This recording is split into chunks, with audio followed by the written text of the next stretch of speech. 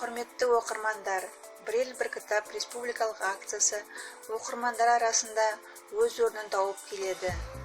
Аталмыш жоба қазақ әдебиетінің қазыналы туындыларын насихаттау, оқу мәдениетін қолдау және дамыту, жастарды рухани және патриоттық тәрбиеге баулуға бағытталған.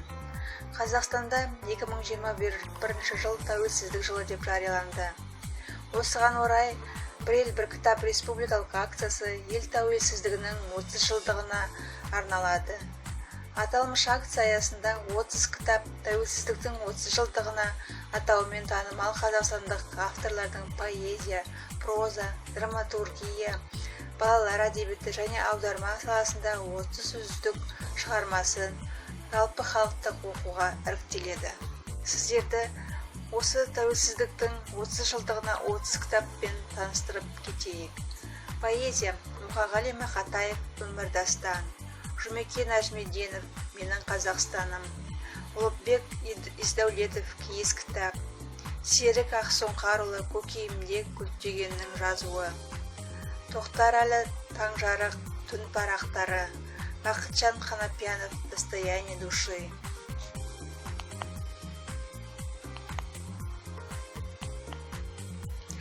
Проза: Танымбай Нұрмағамбетов «Періштелердің өлімі», Тобық Жармағамбетов «Отамалы», Сәуле Досжан «Қасірет пен тағдыр», Юрий Серебрянский «Дәмді де пайдалы қазақтың әдебиет», Дәурен Қуат «Бөрісті соқпақ», Тұрысбек Сәукетай «Желқайық».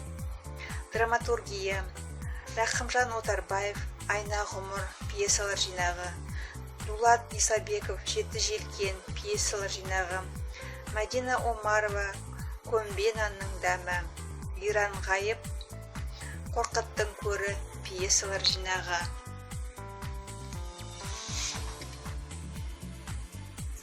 Думан Рамазан «Пешене» пьесалар жинағы, Сая Қасымбек «Жанталас».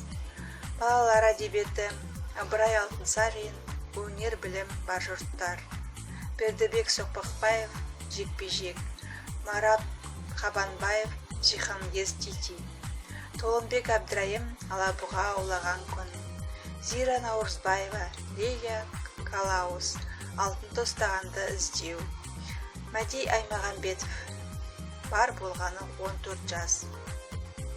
Акция аясында ел болып оқитын кітаптар үлкенді сыйлау, сөз тыңдау, ата дәстүрін құрметтеу сияқты дәстүрлерге мән беруге, рух және поэз тазаланған шынайы қасиеттерді сүйіп, толғануларын оқырман жүрегінде орын табады деген сенеміз.